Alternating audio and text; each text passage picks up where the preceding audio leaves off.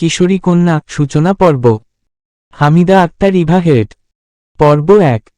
আমার ছোট মেয়ের বয়স সবে 15। আমি ওকে এখনই বিয়ে দেব না চাচা। এত বড়লোক বাড়ির প্রস্তাব ফিরায় দিবা? বুইঝা কথা কইলা বক্কর। ঘরে আমার বিয়ের যোগ্য আরও একটা মেয়ে আছে, তাকে রেখে ছোট মেয়েকে বিয়ে দেই কি করে? কাশেম ঘটক মুখ কালো করলেন। মুখের ভেতর এক গাদা পান। তিনি লাল দাঁতগুলো বের করে বললেন, তোমার ছোট মাইয়ারে পছন্দ করছে উনারা। মাইয়ারে সুখে রাখবো বুঝো না কেন? এত সুখ দরকার নেই। আপনি এখন যান, আমি এই বিষয়ে আর কথা বলতে চাচ্ছি না। কাশেম চাচা নিজের রাস্তা ধরলেন। একবার পিছু ফিরে বললেন, আরেকবার ভাইবা দেইখো বক্কর। সোনায় ঢাইকা থাকবো তোমার মাইয়া। এত সুখ টিনের ঘরে পাইব না। বক্কর ফরাজি বিরক্ত হয়ে বাজারের রাস্তা ধরলেন। পাশের গ্রাম থেকে তার ছোট মেয়ের বিয়ের প্রস্তাব এসেছে। খানদানি বংশ, তবে তিনি চান না ছোট মেয়েকে এত তাড়াতাড়ি বিয়ে দিতে। গরমে গ্রামের মানুষ অতিষ্ঠ প্রায়। বিকেল বেলা গাছের নিচে কিংবা পুকুর ঘাটের পাড়ে বসে আছেন অনেকেই। আজ তুলনামূলক একটু বেশি গরম পড়েছে। ফিরোজা বেগম সবে রান্না সেরে পাকঘর থেকে বের হলেন। মাটির ঘরের সামনে তার ছোট ছেলে ফাহাদ খেলনা দিয়ে খেলছে। তিনি মৃদু হেসে কপালের ঘাম শাড়ির আঁচল দিয়ে মুছে ঘরে ঢুকলেন। চারপাশে চোখ বুলিয়ে দুই মেয়েকে খুঁজেও পেলেন না। কপাল কুঁচকে এলো তার। তিনি ঘর থেকে বেরিয়ে গলা ছেড়ে ডেকে উঠলেন মেয়েকে, ময়ূরী কই তুই? খানিকক্ষণ পর বাড়ির পেছনে দিক থেকে এক কিশোরী মেয়ের পায়ের নুপুরের শব্দ কানে ভেসে এলো। তিনি পাশ ফিরে তাকাতেই ময়ূরী খিলখিল করে হেসে উঠল। হাতের শাপলাগুলো দেখিয়ে বলল, মা পুকুরে শাপলা ফুটেছে, দেখেছ তুমি? ফিরোজা বেগম চাপা দীর্ঘশ্বাস ফেলে মেয়ের নিকট এগিয়ে এলেন। মেয়েকে ভালো করে পর্যবেক্ষণ করে কোমরে হাত রেখে রাগ দেখিয়ে বললেন, পুকুরে কেন নেমেছিলি? মধু কোথায়?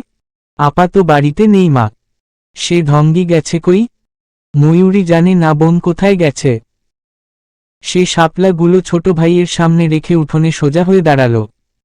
কলপারের দিকে যেতে গিয়ে আবার পিছু ফিরে মায়ের ক্লান্ত বদন পানে তাকিয়ে বলল, ও মা, আমাকে একটা কাপড় বের করে দাও ঘর থেকে। ফিরোজা বেগম বিরক্ত হয়ে ঘরে ঢুকলেন। মেয়ের জন্য একটা কাপড় বের করে কলপারে গিয়ে দিয়ে এলেন। ময়ূরী গোসল সেরে বের হল।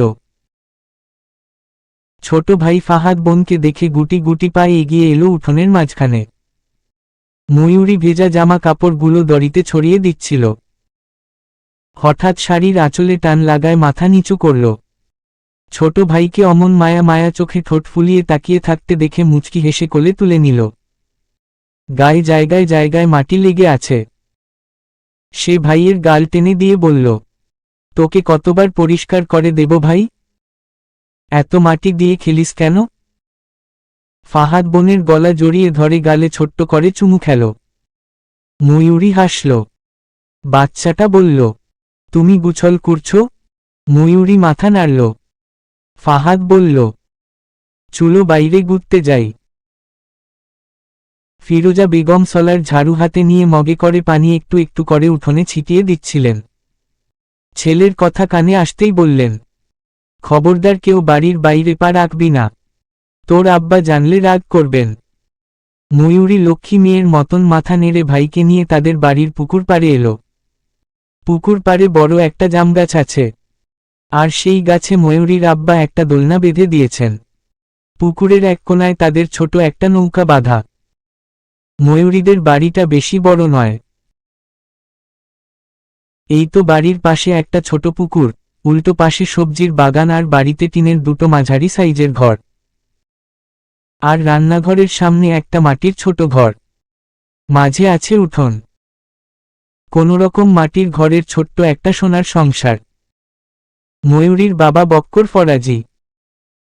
তিনি পেশায় কৃষক হলেও বাজারে তার একটা চায়ের দোকান আছে। সেটা তিনি রাতে চালান। সংসারটা ভীষণ ছোট। দুই মেয়ে এবং এক ছেলে নিয়ে দুজনের ছোট সংসার। বড় মেয়ে মধু, সে ইন্টার পরীক্ষা দিয়েছে এইবার। ছোট মেয়ে পঞ্চদশী দিলরুবা। তবে ভালোবেসে সবাই ময়ূরী বলে ডাকে। সে 10ম শ্রেণীর ছাত্রী। আর একমাত্র ছেলে ফাহাদ, সে বাচ্চা বলতে গেলে একটা বিচ্ছু। বয়স সবে 3। ময়ূরী ভাইকে নিয়ে দোলনায় বসল। ফিরোজা বেগমের কিছু মনে পড়তেই তিনি উঠোন ঝাড়ু দিতে দিতে আর চোখে ছেলে মেয়েদের দিকে তাকিয়ে বললেন, ময়ূরী, তোর আব্বা তো আজকে ক্ষেত দেখতে যায়নি। ভাইকে নিয়ে একটু পেছনের রাস্তা দিয়ে দক্ষিণ দিকের খেতে গিয়ে দেখ তোর আব্বা কই। ময়ূরী মাথা নাড়িয়ে ভাইকে কোলে তুলে নিল। বাগান পেরিয়ে বাড়ি থেকে বের হয়ে গ্রামের সরু রাস্তা ধরে দক্ষিণ পাড়ার ক্ষেতের দিকে রওনা হল। তাদের মোট 4টা ক্ষেত। একটা দক্ষিণ পাড়া, একটা চেয়ারম্যান বাড়ির পাশে আর বাকি 2টো চেয়ারম্যান বাড়ির পেছনে। সে জায়গাগুলো বিশাল বড়। ময়ূরী ক্ষেতের কাছে গিয়ে চারপাশে চোখ বুলাল। ধানক্ষেতের মাথায় হালকা বাতাস দুলছে, কিন্তু তার বাবার কোথাও দেখা নেই। সে ফাহাদকে কোলে নিয়ে ক্ষেতের ধার ধরে হাঁটতে লাগল। ফরহাদ মাঝে মাঝে বোনের গলা জড়িয়ে ধরে বলছে, আব্বা কুই আপা? ময়ূরী মৃদু হেসে বলল, আব্বা তো মনে হয় বাড়ি চলে গেছে ভাই, আমরা হয়তো দেখিনি। ঠিক তখনই দূরের মোড় ঘুরে চেয়ারম্যান সাহেব হেঁটে আসছিলেন। তার সঙ্গে আরও কয়েকজন সম্মানিত লোক, পরনে ঝকঝকে পাঞ্জাবি পায়জামা। সামনের লোকজনের হাতে পানের ডালা, ফল আর নানান প্যাকেট। ময়ূরী দ্রুত রাস্তার পাশে সরে গিয়ে দাঁড়ালো যেন তাদের চলাচলে অসুবিধা না হয়। ফাহাদ হাত নেড়ে হেসে বলল, আপা, কুত্তো মানুষ। চেয়ারম্যান সাহেব মেয়েটিকে দেখে পা থামালেন। চোখ মৃদু কুঁচকে তাকিয়ে বললেন, এই সময়ে খেতে কি করছিস? ময়ূরী ভদ্রভাবে মাথা নিচু করে ফেলল।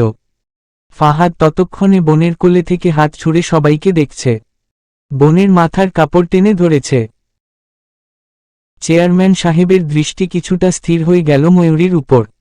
ময়ূরী ইতস্তত করে বলল, হ, জি দাদা। আম্মা পাঠালো আব্বাকে দেখতে, খেতেই আছেন ভেবেছিলাম। তোর আব্বা তো বাজারে গেছে। আসার সময় দেখা হয়েছিল। বাড়ি যা। লোকজনের ভিড় সামনের দিকে এগিয়ে যেতে লাগল। কিন্তু চেয়ারম্যান সাহেব পেছনে ফিরে একবার দীর্ঘক্ষণ ময়ূরীর দিকে তাকিয়ে রইলেন। ময়ূরীর বুকের ভেতর কেমন একটা অস্বস্তি খেলে গেল। সে দ্রুত ফাহাদকে বুকে জড়িয়ে নিয়ে বাড়ির পথ ধরল।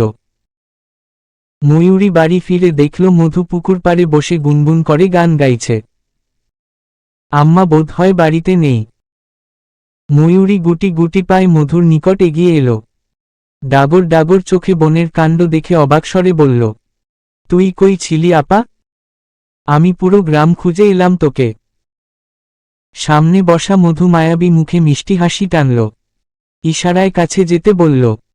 ময়ূরী ভাইকে নিয়ে পুকুরের সিঁড়িতে বসতেই মধু ফিসফিস করে বলল, রাজু ভাইয়ের সাথে দেখা করতে গিয়েছিলাম। রাজু ভাইয়ের সাথে দেখা কেন করতে গিয়েছিলি? মধু লাজুক হাসল। ওড়নার কোনা মুচড়ে বলল, তুই বুঝবি না। ময়ূরী ভ্রুকুচকে বোনের লজ্জারাঙা মুখশ্রী দেখে তীক্ষ্ণ চোখে তাকিয়ে রইল।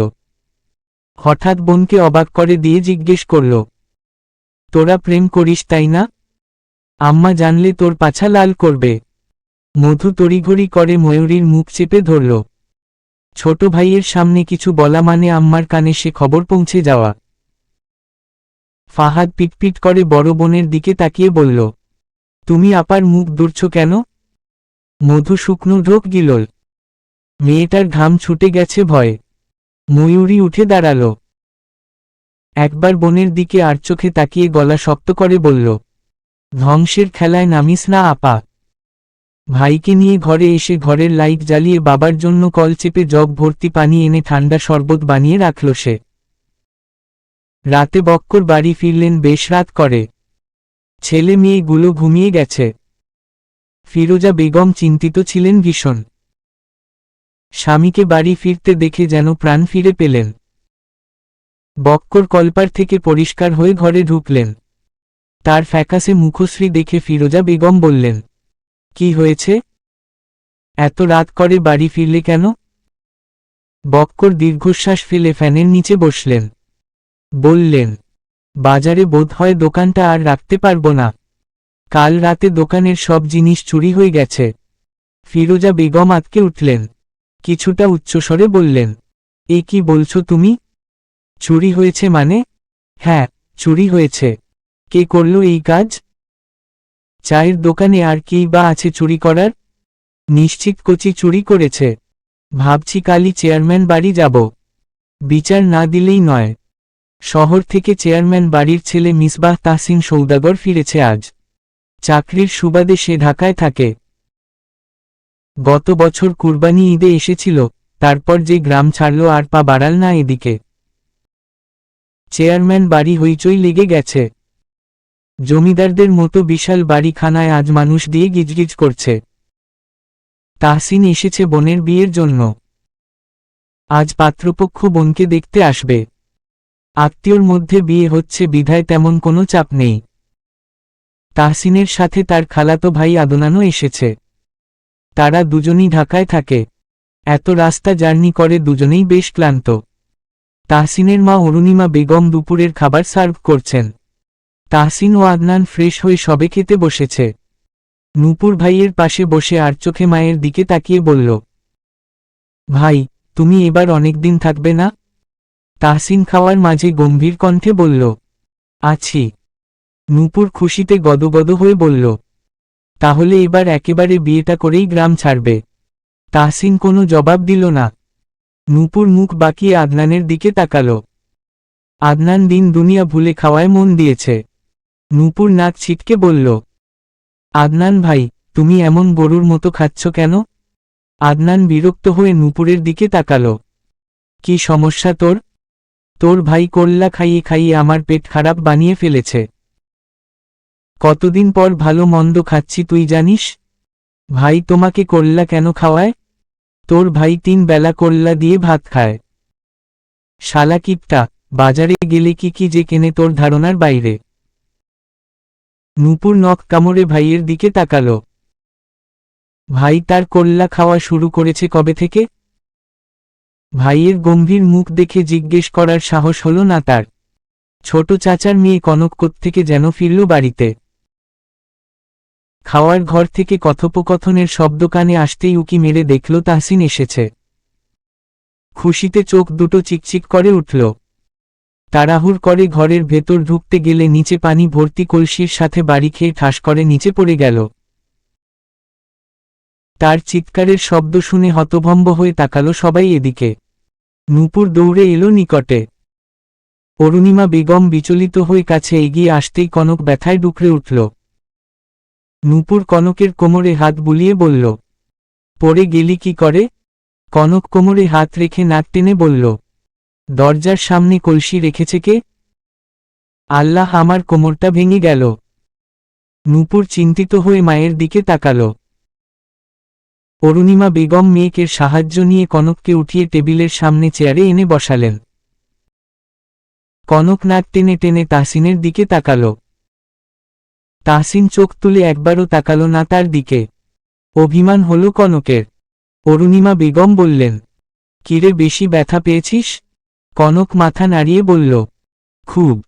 দেখে শুনে হাঁটতে পারিস না? তিনি দীর্ঘশ্বাস ফেলে তাহসিনকে বললেন, আব্বা আর কিছু নিবা? তাহসিন মাথা নাড়িয়ে না করল। তিনি নূপুরকে বললেন, ভাইদের কিছু লাগলে এগিয়ে দিস, আমি একটু আসছি। অরুণিমা বেগম খাওয়ার ঘর থেকে বেরিয়ে গেলে কনক তাহসিনের দিকে তাকায়, কিছুটা অভিমানী গলায় বলে, তাহসিন ভাই, কেমন আছেন?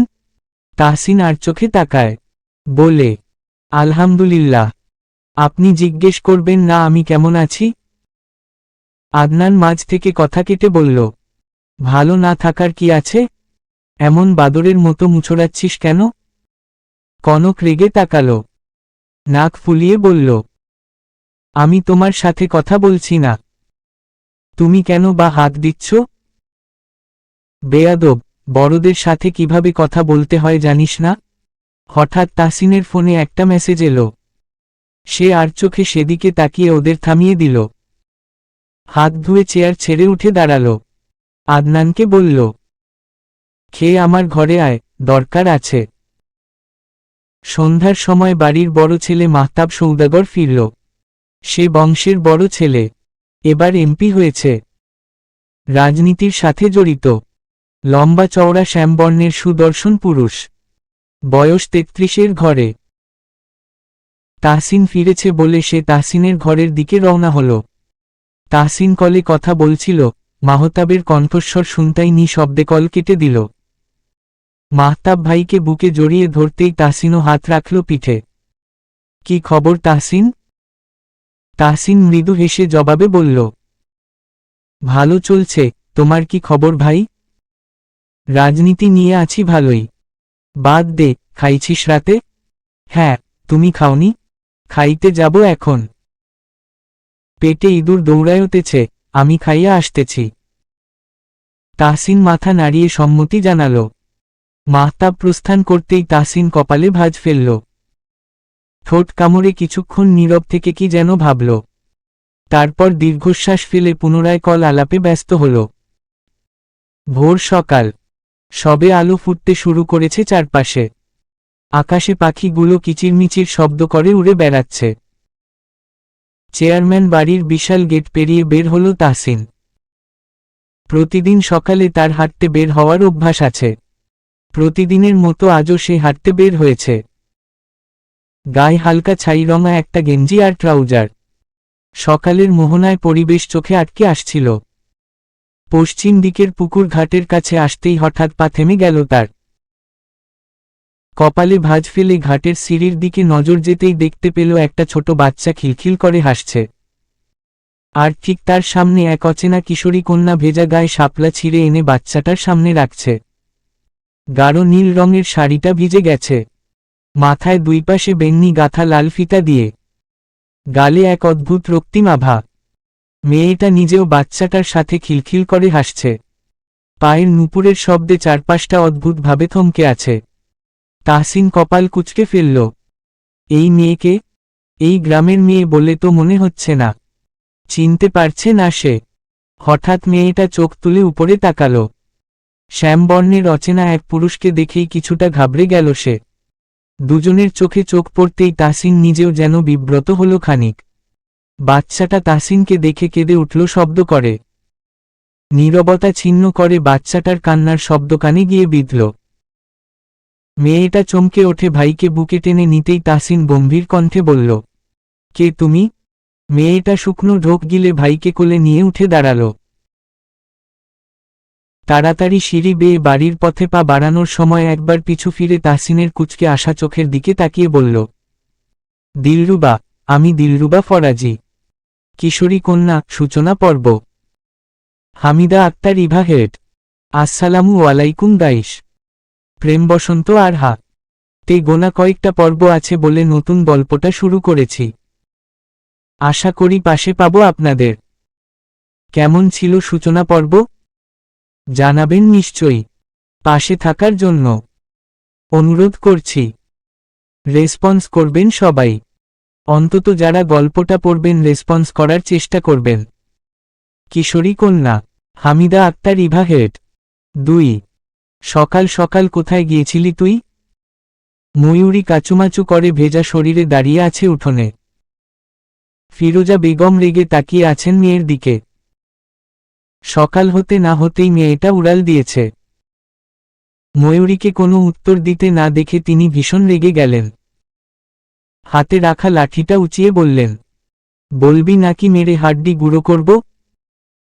ময়ূরী আর চোখে ফাহাদের কান্না দেখে মিনমিন করে বলল, চেয়ারম্যান বাড়ির ঘাটে গিয়েছিলাম। কেন গিয়েছিলি? বাড়ি থেকে কেন বের হয়েছিস? হ্যাঁ, তোর আব্বা কি বলেছিল ভুলে গেছিস?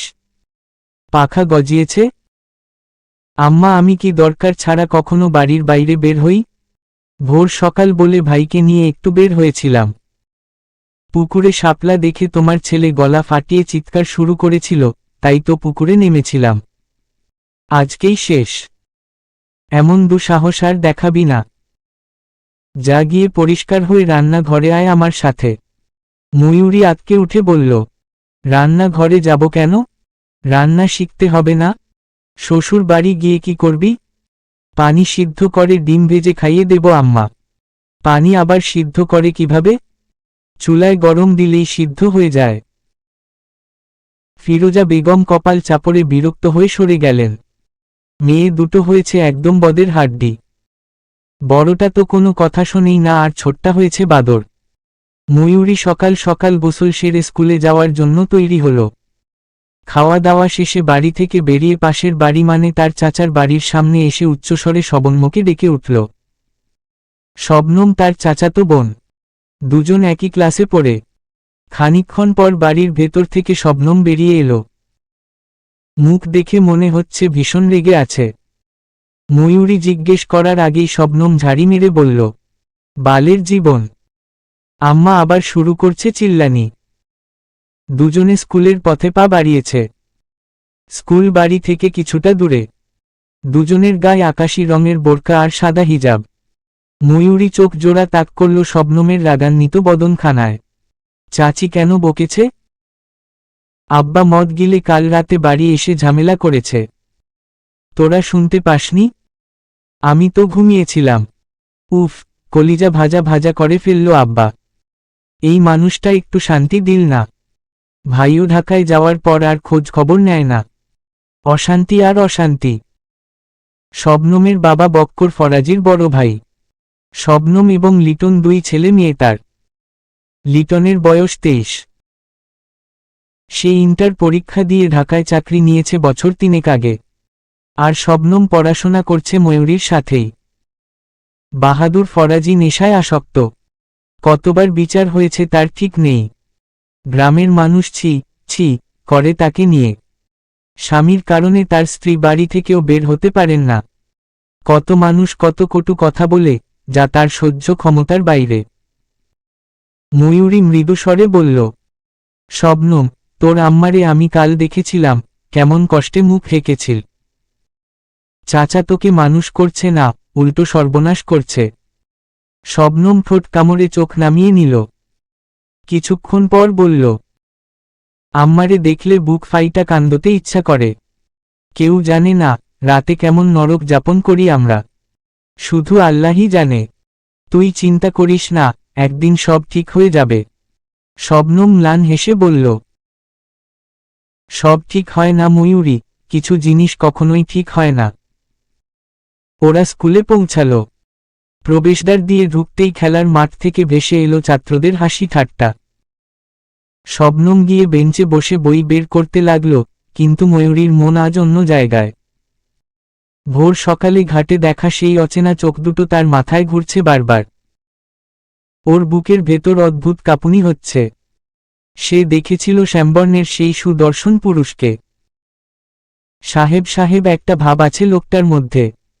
হাতে ফোন নিয়ে গম্ভীরভাবে দাঁড়িয়েছিল সিঁড়ির উপরে। অদ্ভুত চোখে তার দিকেই তাকিয়েছিল লোকটা। ভীষণ অদ্ভুত সেই দৃষ্টির মানে। বিকেলবেলা ময়ূরীদের বাড়িতে চেয়ারম্যান সাহেব এলেন কোচিকে সাথে নিয়ে। সাথে তার ছোট নাতি রুহুল এসেছে। ফিরোজা বেগম ব্যস্ত হয়ে হালকা নাস্তার ব্যবস্থা করলেন।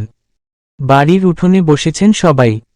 চেয়ারম্যান সাহেব গম্ভীর মুখে কোচির দিকে তাকিয়ে বললেন, বক্কর যা বলছে সব কথা সত্যি কোচি? কোচি চুপ করে রইল। বয়স বেশি নয়, 29-30 হবে। 2 বিয়ে করেছে। 2 বউ নিয়ে সংসার করতে গিয়ে নাজেহাল অবস্থা। দিনে বেলা মিস্ত্রির কাজ করলেও রাতে চুরি করার স্বভাব আছে তার। গতকাল বক্করের দোকানে যা ছিল সব চুরি করেছে সে। চেয়ারম্যান সাহেবের ভয়ে আর মিথ্যে কথা বলতে পারল না সে। মাথা নিচু করে বলল, আমার ভুল হইছে, আর জীবনেও চুরি করমু না। চেয়ারম্যান সাহেব ধমক দিয়ে উঠলেন, কতবার এই এক কথা বলেছিস তুই? জেলের ভাত খাওয়াতে হবে এখন তোকে? শেষবার একটা সুযোগ দেন চেয়ারম্যান সাহেব। জরিমানা দিতে হবে, না হলে তোকে এবার জেলের ভাত খাইয়ে ছাড়ব আমি। চেয়ারম্যান সাহেব 15,000 টাকা জরিমানা ধরলেন। কোচির পক্ষে এত টাকা জরিমানা দেয়া অসম্ভব। সে চেয়ারম্যান সাহেবের পা ধরে কান্নাকাটি শুরু করল। বক্কর দীর্ঘশ্বাস ফেলে আর চোখে একবার স্ত্রীর দিকে তাকিয়ে বললেন, আমার জরিমানা চাই না চাচা। আপনি শুধু ওকে বুঝিয়ে দেন, ও যেন কখনো আমার দোকানের আশেপাশে না আসে। চেয়ারম্যান সাহেব বুঝিয়ে শুনিয়ে কোচিকে শাসিয়ে বাড়ি থেকে বের করলেন। তখন সূর্য ডুবু ডুবু ভাব। চেয়ারম্যান সাহেব চেয়ার ছেড়ে উঠছেন না। রুহুল দাদার কানের কাছে গিয়ে ফিসফিস করে বলল, সন্ধ্যা হয়ে এলো দাদা, আমরা যাব কখন? চেয়ারম্যান সাহেব উত্তর দিলেন না। বক্করের সাথে বেশ কিছুক্ষণ কথা বলার পর বললেন, ময়ূরী কই? ফিরোজা বেগম বললেন, ঘরেই আছে। ডাকো তো ফিরোজা, ওর সাথে একটু দেখা করে যাই। ফিরোজা বেগম ঘরে গিয়ে ময়ূরীকে নিয়ে এলেন। চেয়ারম্যান সাহেব চোখ তুলে তাকালেন ময়ূরীর দিকে। মেয়েটা একটু বেশিই সুন্দর। এই গ্রামে ময়ূরী আর মধু ছাড়া কোনো কুমারী বোধ হয় শাড়ি পরে না। দুই বোন বেশ গোছালো, পরিষ্কার পরিপাটি। তিনি হাতের ইশারায় ময়ূরীকে কাছে ডাকলেন। ময়ূরী কাছে এগিয়ে এসে সালাম দিল। চেয়ারম্যান সাহেব সালামের উত্তর নিয়ে বললেন, পড়ালেখা কেমন চলতেছে ময়ূরী? ভালোই যাচ্ছে দাদা। দোয়া করবেন, সামনেই পরীক্ষা। ভালো করে পড়। আমাদের বাড়ি গিয়ে ঘুরে আসিস। ময়ূরী মাথা নাড়ল। চেয়ারম্যান সাহেব উঠে দাঁড়ালেন। বক্করের সাথে কথা বলে বাড়ি থেকে বের হয়ে গেলেন। চেয়ারম্যান বাড়ি হইচই লেগেছে নূপুরের বিয়ে নিয়ে। 1 মাস পর বিয়ে আর বাড়ির মানুষ এখন থেকেই আয়োজন শুরু করেছেন। চেয়ারম্যান বাড়িতে সদস্য সংখ্যা অনেক। চেয়ারম্যান সাহেব অর্থাৎ বোরহান সৌদাগর, তার 3 ছেলে। মেজ ছেলে মারা গেছেন আরও 12 বছর আগে। বড় ছেলে রহমান সৌদাগর, তিনি অসুস্থ, বিছানায় পড়েছে। ছোট ছেলে রমজান সৌদাগর ক্ষেত খামারের দেখাশোনা করছেন বর্তমানে। বড় ছেলের একটাই সন্তান, মাহতাব। সে রাজনীতি করছে। মেজ ছেলের 3 সন্তান। বড় ছেলে এবং ছেলের স্ত্রী গাড়ি অ্যাক্সিডেন্টে মারা গেছে বেশ কয়েক বছর আগে। আর বাকি 2 সন্তান তাহসিন এবং নূপুর। আর রইল রমজান সৌদাগর, তার 1 ছেলে 2 মেয়ে, কনক, কুসুম এবং রুহুল। তাহসিন এবং পুতুল ছাড়া সবাই গ্রামেই থাকে। তাহসিন কাজের জন্য গ্রামে থাকতে পারে না। ঢাকায় তার নিজের ফ্ল্যাটে থাকে। বাড়ির বিশাল ড্রয়িং রুমে শাড়ির দোকান খুলে বসেছে মেয়েরা। আগামী শুক্রবারে আংটি বদল হবে। আদনান চোখ মুখ কুঁচকে রেখে মেয়েদের কাহিনী দেখছে।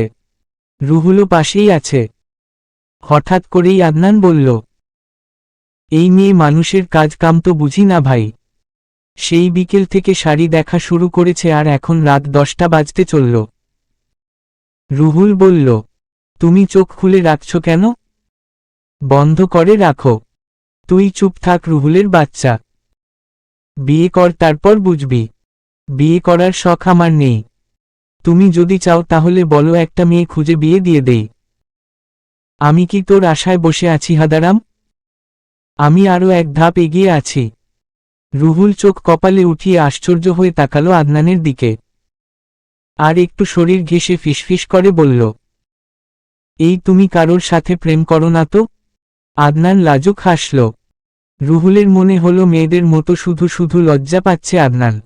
আদনান বলল, একটা আছে, মানে যার কাছে পুতুলকে রেখে এসেছে তাহসিন। হিমি আপু? আদনান মাথা নাড়ায়। রুহুল নাক ছিটকে বলে, ইস, হিমি আপু তোমার থেকে বয়সে বড় জানো না? তো তো মানে? তোমার আব্বা তোমার পুক্কি ভেঙে গলায় ঝুলিয়ে দিবে জানো? আদনান বিরক্ত হয়ে নাক মুখ কুঁচকে সেখান থেকে উঠে দাঁড়াল। হিমি তাদের টিমের একজন।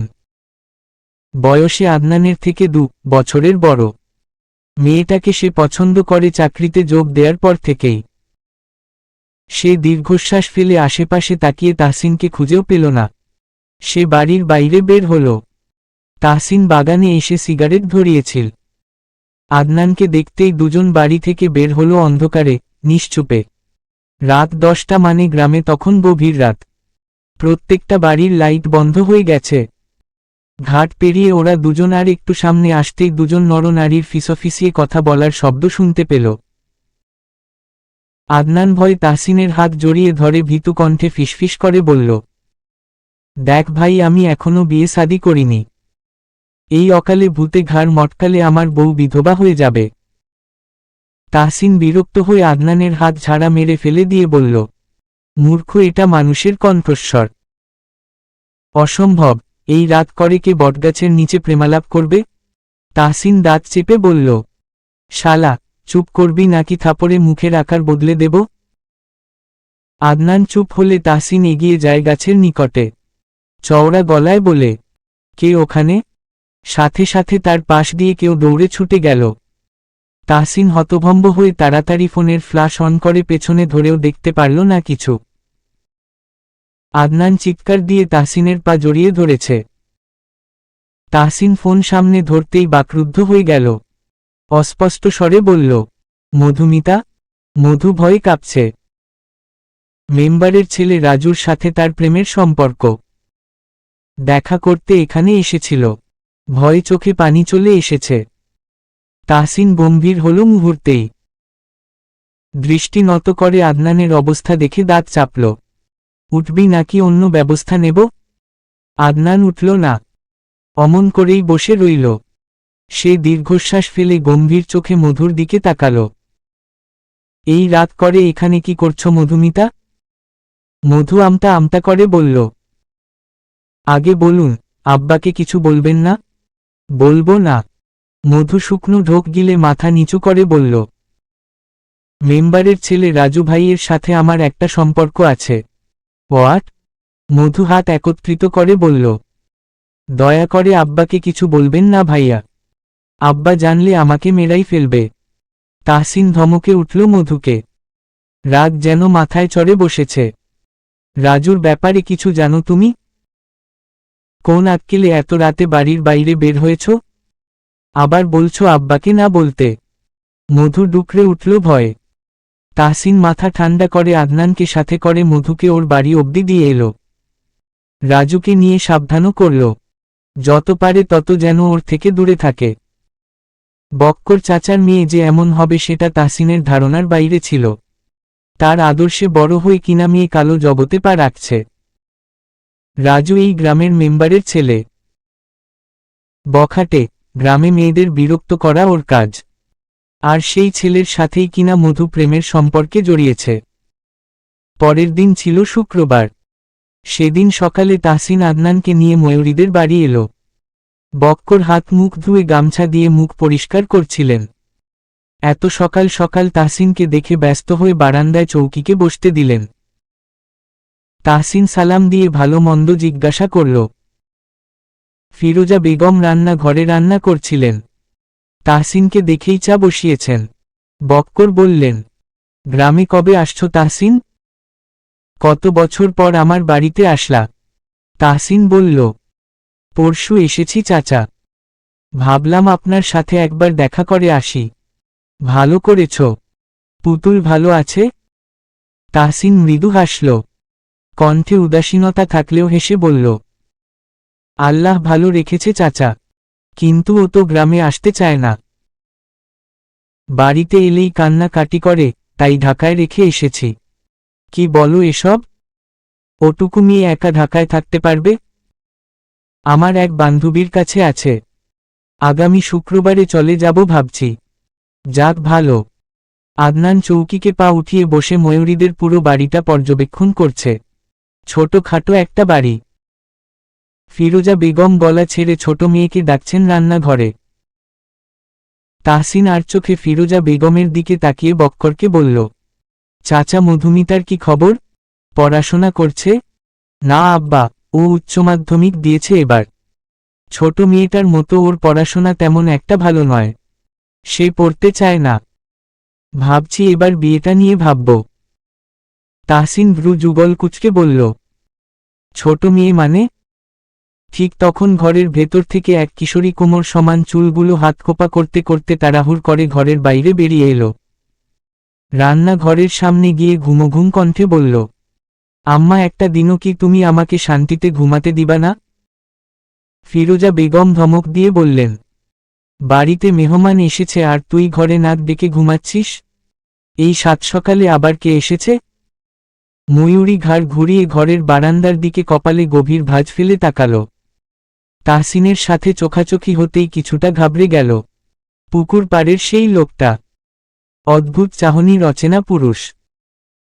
ফিরোজা বেগম 3 কাপ চা আর বিস্কুট ট্রে দিয়ে ময়ূরীর হাতে দিলেন। অন্য চুলায় তিনি রান্না বসিয়েছেন, যার জন্য তিনি উঠতে পারছেন না। ময়ূরী বারান্দার নিকট এগিয়ে এসে একটু ইতস্তত করে ট্রে নামিয়ে একে একে 3 কাপ চা দিল। বাবার হাতে দিল, তারপর আদনানের হাতে। শেষে কাপা কাপা হাতে কাপ এগিয়ে দিল তাহসিনের দিকে। ঠিক তখনই হাত ফসকে কাপটা সামান্য হেলে গেল। গরম চা সোজা গিয়ে পড়ল তাহসিনের প্যান্টের গোপন অঙ্গে। তাহসিন দাঁত চাপল। আদনান সঙ্গে সঙ্গেই চেঁচিয়ে উঠল, গেল গেল গেল, হায় হায়, তোর বংশবিস্তারের ক্ষমতা শেষ। ময়ূরী ভয় আতকে উঠে দুই হাত মুখে চাপা দিল। হায় আল্লাহ, আমি ইচ্ছা করে করিনি। শেষে কিছু লাইন ছিল, ওগুলো আমি কেটে দিয়েছি, দুঃখিত। ছি ছি। চলবে চলবে।